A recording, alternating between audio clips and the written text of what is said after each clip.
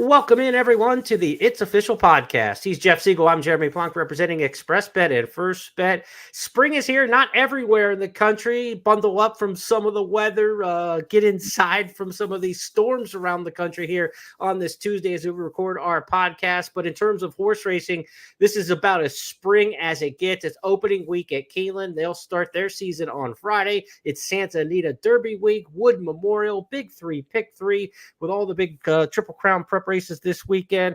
We've got a Kentucky Derby future wagers, so a lot cooking, Jeff. Santa Anita Derby in your backyard. This is going to be a great week of racing.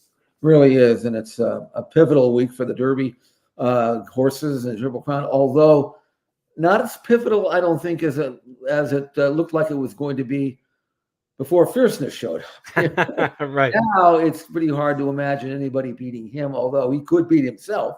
But we'll discuss that. Muth shipped west for Bob Baffert to win another Arkansas Derby for that stable.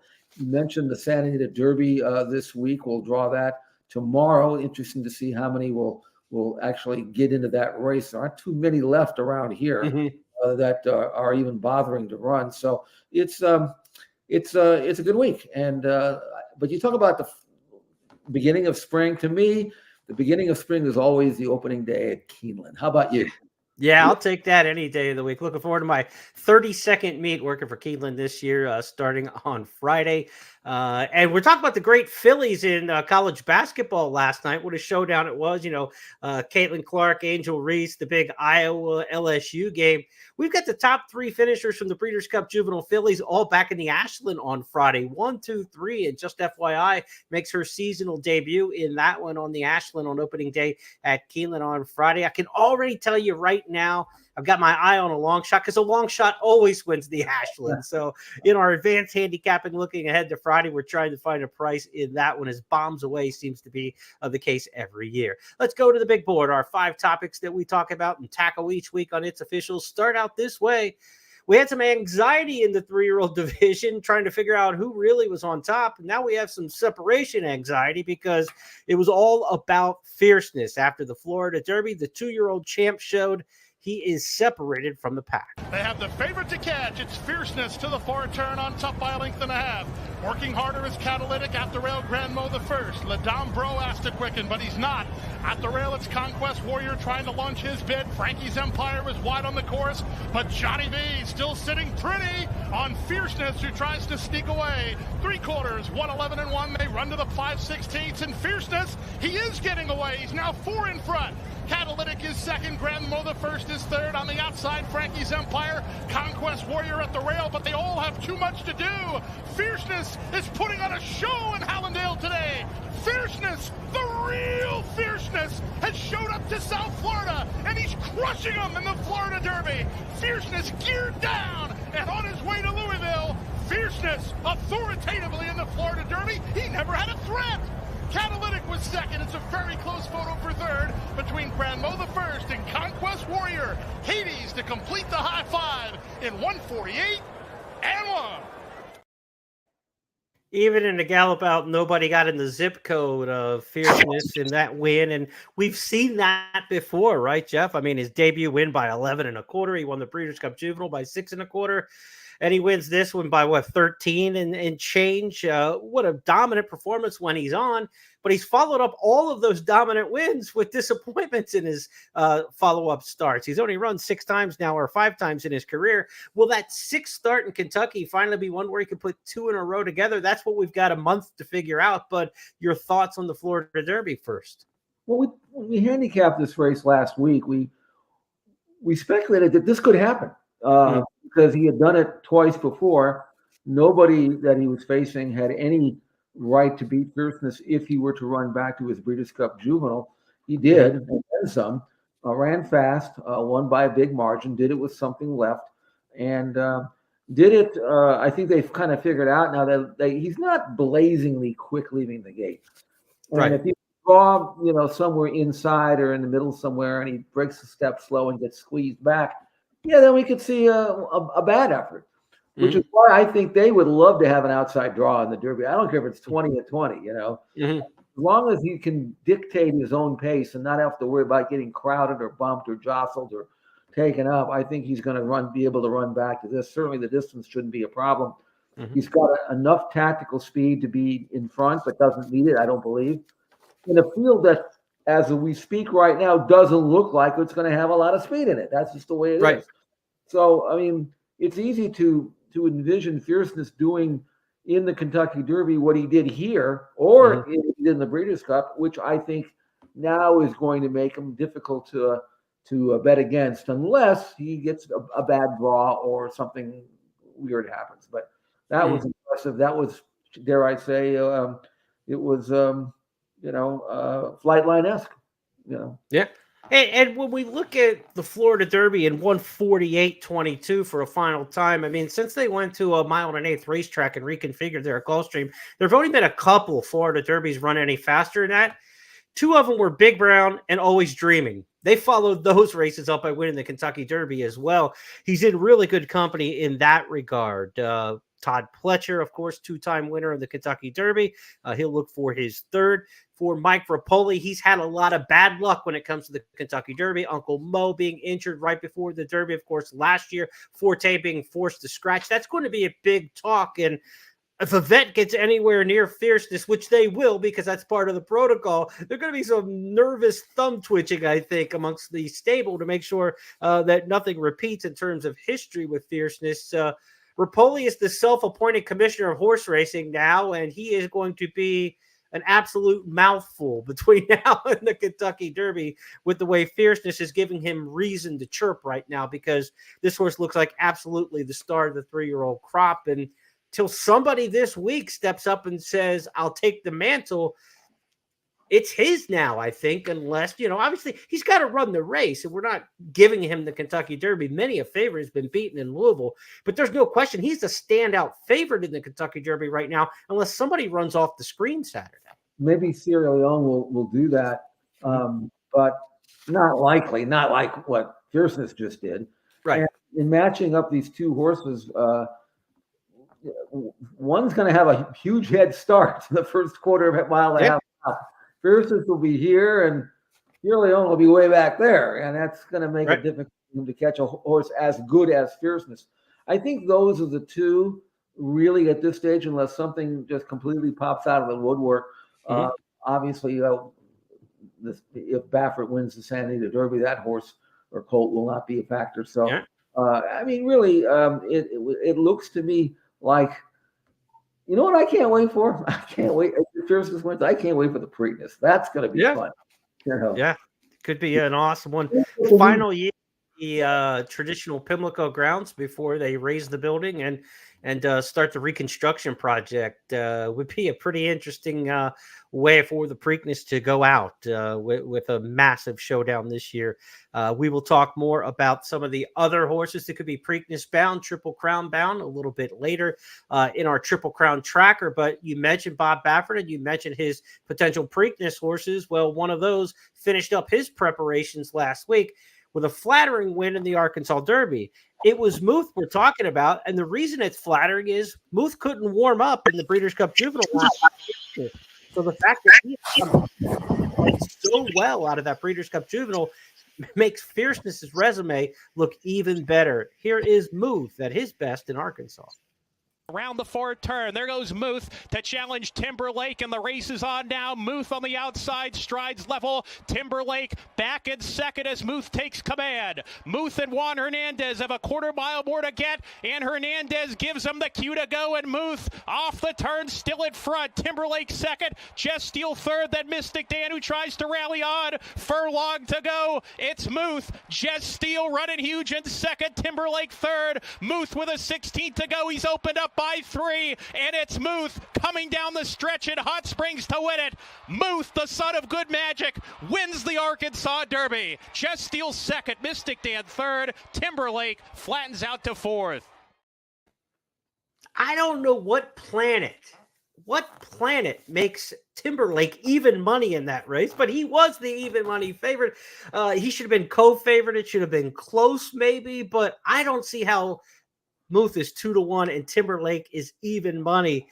that's the way the public went. I know Brad Cox's dominant run in the Arkansas Derby Series in recent years. I think he'd won like 7 of the last 16 races or something at Oaklawn. Maybe that swayed people, but lest you forget Bob Baffert's dominance when he brings good horses to Oaklawn as well. That was a gift. That was a gift, 2-1 versus even money. Now, you could have said there were other options in the race, but when you look at those two headliners in there, the public just flat out missed it on that one. And Timberlake got exposed for distance, I think, in there. Muth answered the distance test. Well, you remember our preview of this race last week, on Friday, and we spoke about, at least I spoke about Muth like, well, he's going to win, so let's move on, type of thing. Yeah. And we showed the workout that kind of put us over the top. And I said, he's been up and down, Muth, throughout the spring and the winter. And I think he's really, really up right now because he trained so well. And, in retrospect, running second to Fierceness, nothing wrong with that. You talk about flattering Fierceness. Well, Fierceness kind of flattering Muth too, because Muth actually ran with him, and then up through the lane. And in coming off a nice win in the San Vicente and then working so well, I thought this was just a gimme. Not to mention the fact that Baffert's done so well shipping in for the Arkansas. Sure. And we also talked about Timberlake, and you asked me about the goosebump scale, and he didn't really register that high in his last race. He won. All in all, I thought if anybody's going to be even money in this race, it's going to be Muth. Right. It was the other way around. I didn't see that at all. So in retrospect, 660, if you were as confident as you and I were, that was a gift. I mean, nothing great about 2-1, but it's better than throwing it away too. Right. I like Liberal Arts for a shot in there at a price, and I bet on a wrestling match on Saturday, not a horse race, because he came out of the gate and Tyler Gaffleone immediately grabbed a hold of him. He hated it. He resented it. They fought each other for about 20 seconds before Liberal Arts ran over half the field on the clubhouse turn and then had to yank out of it, made a nice mid-race move. I mean, he made one of those internal 3 furlongs that tells you he was going to run well that day, but it all went up in smoke for him, I mean, and that's what happens, I mean, that's all it takes sometimes is a horse to lose their head and they're not going to perform up to their capabilities. And that's what you look at with Fierceness and any of the favorites going into the Kentucky Derby. When things go wrong, do they go terribly wrong? Or do the great level-headed horses have a way of overcoming it even when things don't go their way? We saw one Liberal Arts who just imploded on the clubhouse turn when he fought with Tyler Gaffleone. So that's also a lesson too in jockey changes. Christian Torres has ridden a couple of the best rides and some of the best 3-year-olds this year at Oaklawn. He got taken off all of them for the Arkansas Derby for other more named riders.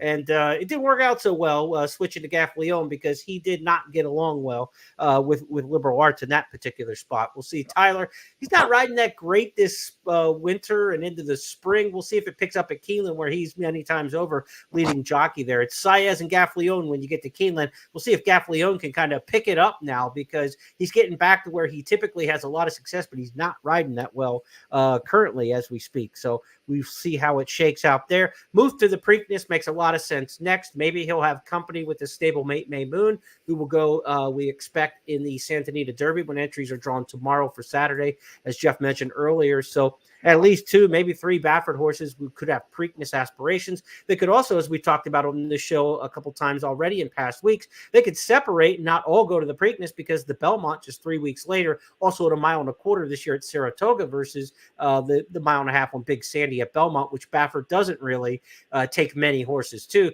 But the Saratoga 1.25 miles should be very appealing to him, and I would have to think Baffert will have representation in the Belmont, so maybe he splits them up. But Moose seems more like, I don't know. I mean, Preakness or Belmont, if you had to pick one for Muth, Jeff, which one would you want to go with? Or do you want to see how May Moon runs first? I think I do, but I think Muth won this race, but I'm not sure he'd be that comfortable at 1.25 miles.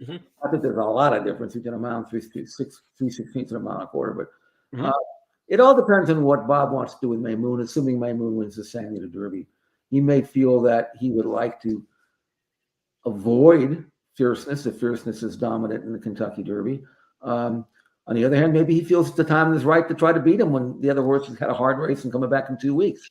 That'll dictate what he does. If Right. One thing about Bob, he doesn't make many wrong decisions. He'll think about it. So.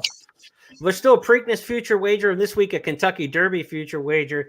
I'm not touching Preakness future wager when it comes to fierceness. Pletcher rarely runs in the race, and when he did have Derby winners who came back into Preakness, they ran terribly. Always Dreaming, Super Saver, they did not fire. He does not like to send horses to the Preakness. He's got a bad record in the race. So if you're playing the futures this week or in a couple weeks when it's time to play the Preakness futures, fierceness is a Derby horse. Find somebody else for the Preakness. I think even if he wins the Kentucky Derby, I'd be wanting to line up to go against him, but that's putting way too many horses in front of the cart as we try to figure out what's going to happen 2 starts from now.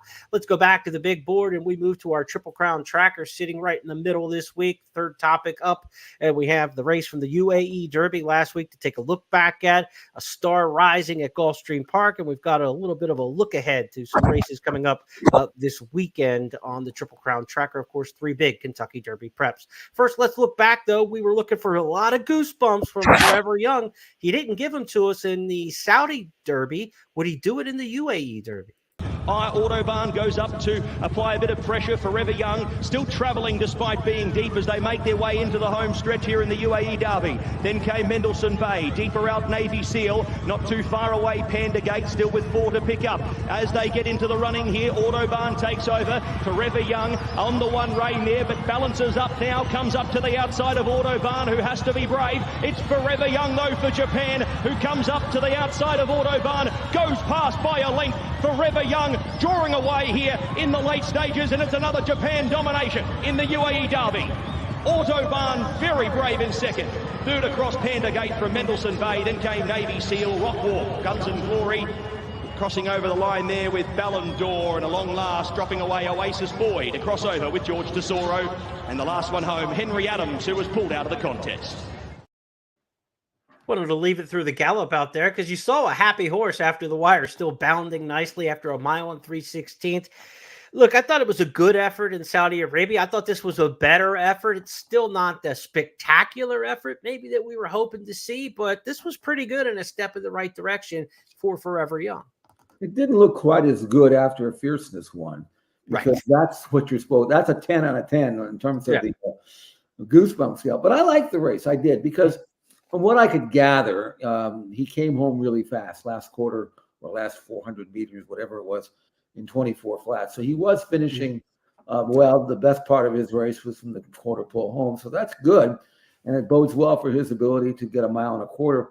He was wide every step of the way. That may have been by design, just to be sure that he doesn't get the dirt in his face and that he's got a clear sailing. And that was good as well. I don't think I could sit here and tell you that based on his form, he's good enough to beat Fierceness if Fierceness shows up. But I absolutely think he could hit the board. He's a pro. He's perfect 4 for 4. He handles everything. He's shipped everywhere. Nothing's going to phase him. And I like the spacing of his race. He's relatively fresh. I think he's going to run the best race. I can't say it's good enough to win, but I can certainly say it's good enough to hit the board. And I expect him to do that, really. And this is another one that they'll probably want to be wider in the draw that you were talking about. This was purposeful to keep him outside in the clear. You also saw he wears those red and white pseudo blinkers. They're not blinkers. There's no cup to them. They're actually to protect his face from the kickback because he doesn't like the kickback. That was reported from the Japanese handlers I saw on Twitter that, it's a piece of equipment that is really to keep getting the dirt from kicking back into his face and him resenting it. So, if that's the case, you're going to get dirt in your face in Louisville unless you stay to the outside. So I think that, you could probably start to envision a scenario where they want to be towards the outside of the gate. The other thing will be the ship. April 10th is the date that Yoshida Yahagi, the trainer, has said that they will ship to the United States. So you think the Kentucky Derby on May 4th, that's going to give him about 24 days in the U.S. before he'll have to clear quarantine. But he's going to have some time to acclimate to Churchill Downs and to the surroundings, and that's a good thing. This horse did not ship that well, they said, from Saudi Arabia to UAE, and took some time to settle in. So I'm very curious to see how he trains in Louisville. Maybe he starts off in the first time or two you see him, you say, wow, I don't know about this horse. And then he starts to get better and better. That seems to be what happened in the UAE. Let's see what happens in the US and how we overreact to everything, right? Like every step between now and Derby Day, we're all going to overreact to it. So the first time or two we see him on the track and out galloping around and things like that, if you're not impressed by him, I say be patient with this particular horse because he might improve as he gets a little bit closer to Derby Day. But having these Japanese horses set for the Kentucky Derby and one of this quality, I think is a plus. I love it for the race. I think it's great for the international interest. And look, if you're knocking out number 20 on the point scale, or, T.O. Password is the horse who's getting the Japan Road to the Derby points. And if you're knocking a horse out who's number 20 here in the U.S., I don't mind that at all. You're at the bottom of the list for a reason. You had plenty of races to get up higher on the points list. I think from an international standpoint, it's good to have these horses in the Derby. I do, especially when it's undefeated. Nothing wrong. Yeah, when they're good, right? Yeah, and he's going to have a storyline that'll come with him. And a lot of these Japanese horses have come over and run a lot better than I thought they would. So I'm not going to completely dismiss him because he does strike me as a colt that might be one who will do more if required. It will be required. It's at Churchill Downs for sure. But you never know. And I'm glad he's coming, and I hope he shows up with his A game and get a pretty good line on him. If you think he'll at least hit the board, I do. So we'll be following him and watching him closely in his preparations prior to the race. A few more items on our Triple Crown tracker this week. We'll let you know again a Kentucky Derby future wager with win and exacta pool open this week. It'll be open on Thursday. It's going to close Saturday at 4:00 Eastern, though. So you will not get to see those big 3 races of the preps this week. Those final Kentucky Derby future bets. So again, that pool closes at 4:00 Eastern on Saturday. And Jeff, I don't like to say we told you so, but you told them so, that Endlessly is not out of the running for the Kentucky Derby just yet. The Jeff Ruby winner, who's looked so impressive for trainer Michael McCarthy, when they said originally after the race that they're heading to the American turf at Churchill Downs and not the Kentucky Derby, I balked a little. You said horses because he's still going to end up running. It's the Kentucky Derby. Well, it turns out this week we've got some news that Endlessly is back in the Derby picture. Yeah, and the thing is, Jeremy, I understand it. He's not a speed horse. We know that. So Fierceness, he's going to be in a different county. You don't have to worry about him, okay? Just go back, run the race, and if you run second, what's wrong with that? So I thought he would have a change of heart. Now, Michael McCarthy said, he doesn't really train well on the San Anita main track. Let me say something. Nobody does. Okay, I don't care who you are. Unless you're a Baffert, you're all going to struggle. It's a deep, cuppy, deepish track that especially grass horses don't like. But as you pointed out, no racetrack in America, dirt track in America, is more kind to grass horses than Churchill Downs. Yep. And I think that when Michael gets him over there and breezes him on the main track, which he certainly will do, I think he's going to be pleasantly surprised. And I think that's the deal maker. I wouldn't run him either if he breezed badly over the Churchill Downs dirt. I wouldn't do it. But I'm telling you, he's not going to do that. He'll breeze better there than he will here. And based on his form and his style of running, I think he's got an excellent chance to lay back, run his race, rally in the stretch, and if Fierceness is 100 miles in front of him, so be it. But that horse is not going to know it. So I think he should. And we've seen that Turfway path the past 2 years. We've talked about it already, but 2 years ago, it was Rich Strike out of the Turfway Series to win the Derby. Last year, it was 2 Phils out of the Jeff Ruby at Turfway to run a dynamite second in the Kentucky Derby. So why not give it a shot? It looks like Endlessly is back in business. Also this week, we've got the Bluegrass Stakes to talking about Kentucky prep races. They drew the field today for the Toyota Bluegrass. This race will be on Saturday. A Grade 1 Bluegrass Stakes drew a field field of 11. We talked Turfway, a couple horses that were 1-2 in the Battaglia Memorial, Encino, and also Epic Ride. They switched to the dirt, so we're going to see a little synthetic to dirt action here. Maybe we get a sense of how those horses stack up with the division, with those Turfway alumni Encino Ride and Epic, or Encino and Epic Ride going here. But of course, the headliners are Sierra Leone and Dornoch. They rematched from their Remsen Stakes last fall. Since then, Dornoch's gone on to win the Fountain of Youth. Sierra Leone came back and won the Risen Star. You've got Just a Touch, who was in the Gotham Stakes, going for a more speedy type race in the Bluegrass than going back to the Wood Memorial. So this is a very interesting group in here. You got Seize the Gray coming back on short rest, trying to cram some Kentucky Derby qualifying points in there. This is a good bunch, Jeff. This might be the best, deepest field we've had so far this prep season. Critical race for Sierra Leone if he wants to have any chance of beating Fierceness, or at least his connections want to think they have a chance. He's going to have to run well here. And I dare say he should win. If he's going to beat Fierceness, he should be able to beat this field. I think Dornoch's going to run well. I like where he's drawn. I mean, he's a colt that, because he's been so green and backward and all that, we don't know what he's going to be like if he ever figures things out. And maybe with racing, he'll do just that. So absolutely an outstanding race, and a critical race for horses if they have any kind of hope to have any kind of chance at Churchill Downs.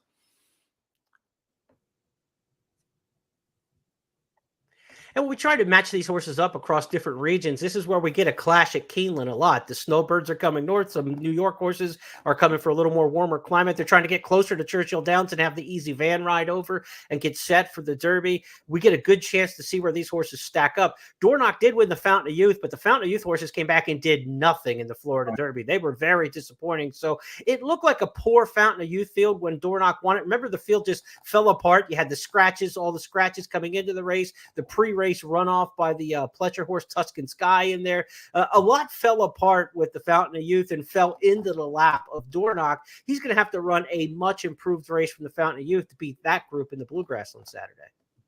Yeah, I think so, and I think he's capable of stepping forward. The question is how much, right. And we'll see. But everybody now, I mean, has got a benchmark here to look at. And that's a scary one, Yeah. We keep going back to Fierceness, and because we haven't really seen a prep race like that in a long time. I mean, as good as the Triple Crown winners were, American Pharaoh and Justify, they didn't do that, I mean, so for this colt to do that, it really kind of puts the others on their heels, and looking for a contender here. And we talked about, the future book, and why take a short price when you're going to probably get something similar on Derby Day? I'm not so sure. What do you think? Everything goes equal. What do you think we're looking at a price on the favorite here on Derby Day on the tote? 2-1. You think so? Yeah, it's hard to get something to 5. It's really hard to get something to 5. Yeah. And I think let's hedge that with that Sierra Leone wins, and there's an obvious second choice, because an obvious second choice is in that 9-2 range. If you've got a 2-1, and then that's a lot of money in Kentucky Derby win pool. Plus, there's a lot of stupid bets in the win pool based on names. If Timberlake decides they want to run, all the Justin Timberlake fans are going to bet the horse. I mean, so in the win pool, you get some goofy stuff there that spreads the money out. Long shots win the Derby, and all of a sudden, nobody wants to play short prices anymore, and so therefore, you have no top end horses. The top end horse is 40-1 instead of 100-1. So I say 2-1 right now is probably what you're looking at on Fierceness. But if Sierra Leone doesn't come with anything and there's no clear cut second choice in there, you could get the 9-5, but I think you got to go back to Point Given, the last horse that was less than 2-1 in the Derby. I mean, as dominant as Big Brown was and some of the others, I mean, 2-1 is kind of about as low as you can get on Derby Day. So he'll push that, though. He will push that to the limit, I'm sure, and be a very solid favorite. But, if we get a dominant performance by Sierra Leone on Saturday, now it's not easy go or Sunday silence, but you have two horses that are clearly better than the rest, who haven't faced each other yet. And so you get that little bit of uncertainty, and there might be a camp for one and a camp for the other. But we need that second horse to step up, where there is going to be a big gap between Fierceness and everybody else on the tote board.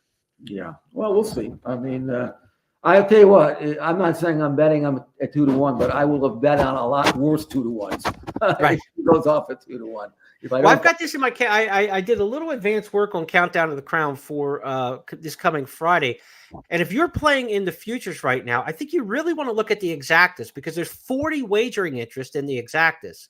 Mm-hmm. So if you want to bet fierceness and you think that price is going to be too short in the futures or on race day, play now because the exact is like 40 by 39, which is like, I don't know, like 12, 13,000 combinations. On Derby Day, like it's like 1/10 the number of combinations. 20 times 19 is a heck of a lot less than 40 times 39. Right. When you figure out how many losing tickets there are to pay the winning ticket. So the exacta play is going to be a very good bet this week coming up in the future wager if you like fierceness. So maybe even take an all, and you play $1 all fierceness overall and spend $39. But catching the $1 exacta on Derby Day could turn out to be a lot more lucrative than catching a $39 win bet would be on fierceness when you're looking at the potential for, for the exacta payout. So something to keep in mind there. We do have an updated Countdown of the Crown top 20 or 10, or what do we want to call this, Jeff? I wimped out. I stopped doing the top 20 because I got to the bottom and I have so many horses that are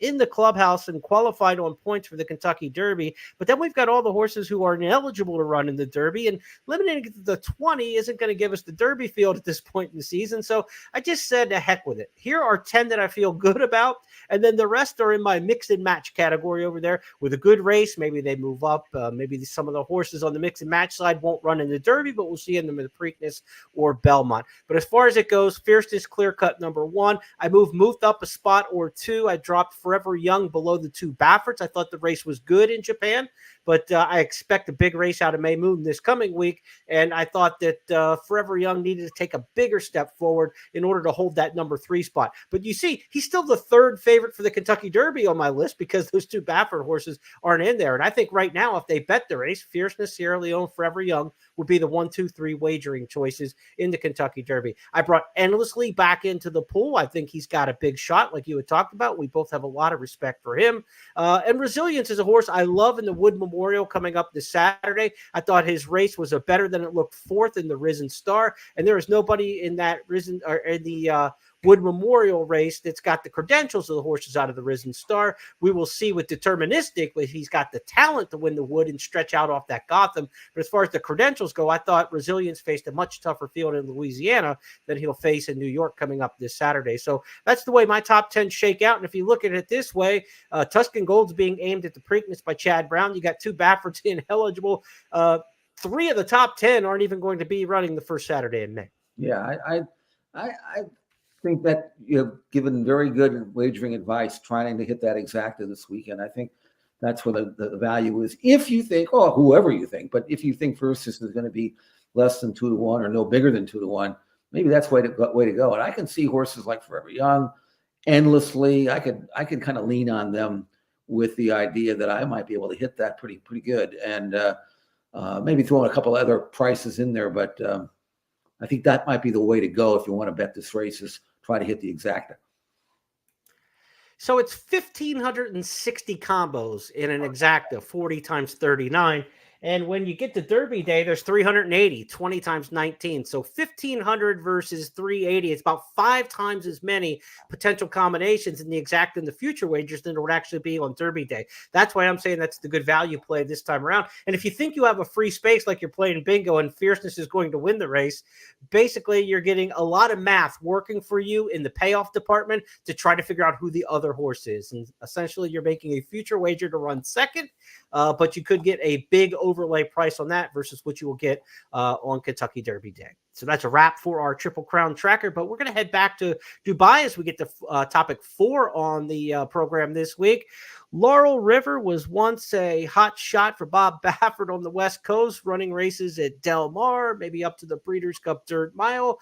Since heading over to Dubai, though, he just kind of went in the witness protection program. We didn't see him, and he reappeared this year. And I don't think they saw him in the Dubai World Cup either, Jeff. He was about 10 in front, turning for home, and they got further in the rearview mirror from there. Laurel River has had it pretty easy up in front, hasn't had to work too hard, but Defunded and Laurel River clear away from the rest. They lead a half a dozen lengths. Dura Eride into third. Karbir Khan sneaks up, hasn't gone around the horse so far. Newgate pressed the issue out wider. Frankie Dettori asking the Bob Baffert runner to lift here in the late stages. Senor Buscador was next, followed there by Dermis Oligake, already under a ride from Wilson Tesoro, Krupi. Ushpa Tesoro third to last from Clapton. Military Law drops out of it. Laurel River has given them the slip here.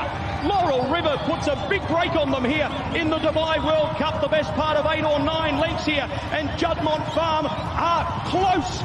They are 200 metres away from Dubai World Cup success here. He's got 10 lengths now on Senor Buscador. Karbir Khan drops away. Ushpa Tesoro coming from a long way back, but this is an absolute romp in the Dubai World Cup. Laurel River, Tygo Shea, take a bow.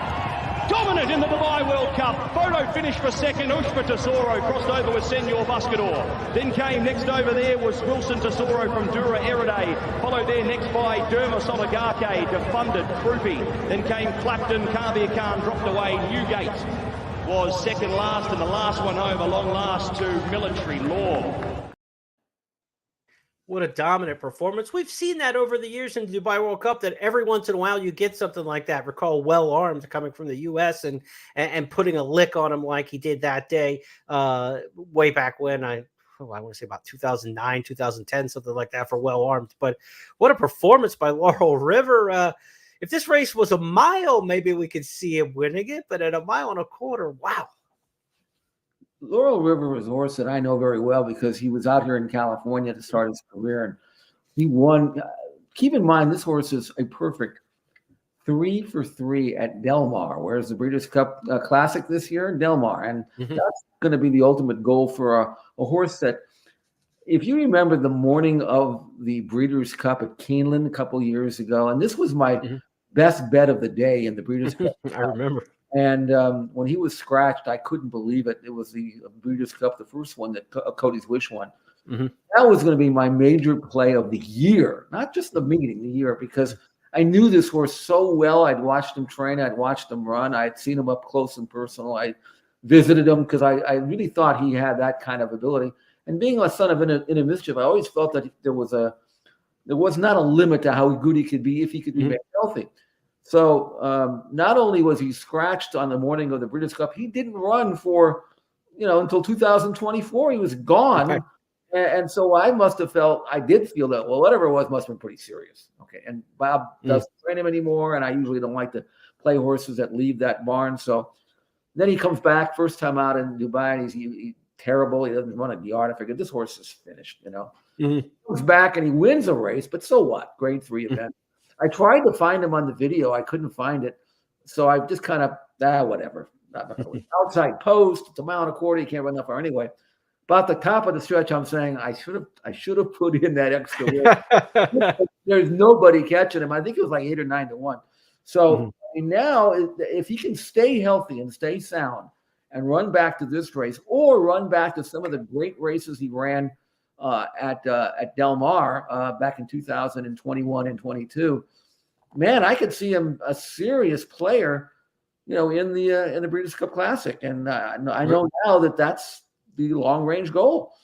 He was devastating in this race, and there was nothing flukish about it. He was used hard on the outside to get to the front, shrugged off London. It was a decent sort of horse, and he else had a chance. So I was thoroughly impressed with Laurel River. Ushpa Tesoro came with his run for a photo finish second over Senor Buscador, who just continues to give an effort every single time. And what a road trip for Senor Buscador, winning the $12 million $20 million Saudi Cup, and it's $12 million first prize, and then running third here in the $12 million Dubai World Cup. So a fabulous road trip for Senor Buscador. Look forward to seeing him back here stateside for owner Joey Peacock and trainer Todd Fincher. So an international cast. I mean, you had the American expatriate running for the Dubai Connections, and of course, Saudi Arabia's Juddmonte Farm there. The Japanese ran second with Ushba Tesoro with their legendary runner, and then the defending champion in the Dubai World Cup as well. And then, of course, Senior Buscador ran his race as well, but nobody was running with Laurel River in that one. Jeff, remember the old commercial, the Maytag repairman? They said it was the loneliest guy because he never had any work, that Maytags never broke down. Right. I remember him. Commercials, yeah.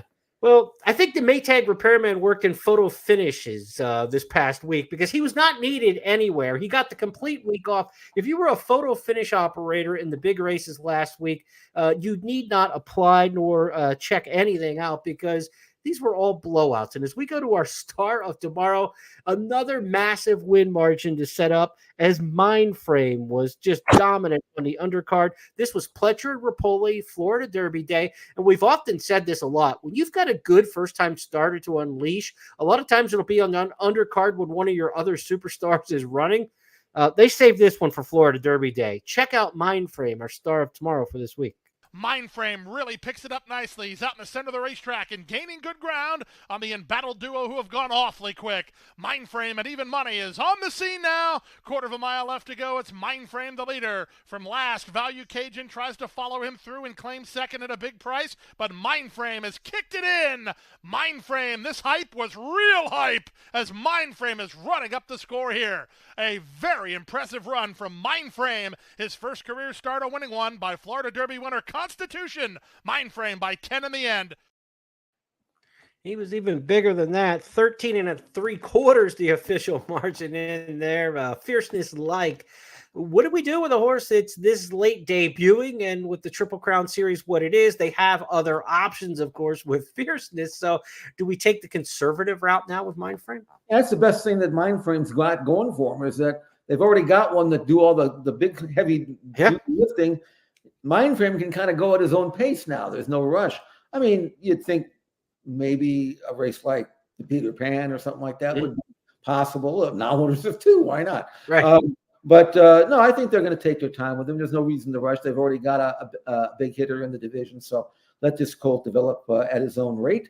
They gave 600 for him. He's by Constitution. His bottom line is okay, not great. There must be a great looking colt to bring that kind of money. And you don't fool Todd Pletcher too often at the sales. So I think Mindframe Triple Crown nominated, but I don't think they're going to go to do anything crazy with him. I think they'll let him step right through his conditions or the minor 3-year-old stakes or secondary 3-year-old stakes. And maybe by time Saratoga rolls along, then he has time to step up against the big boys.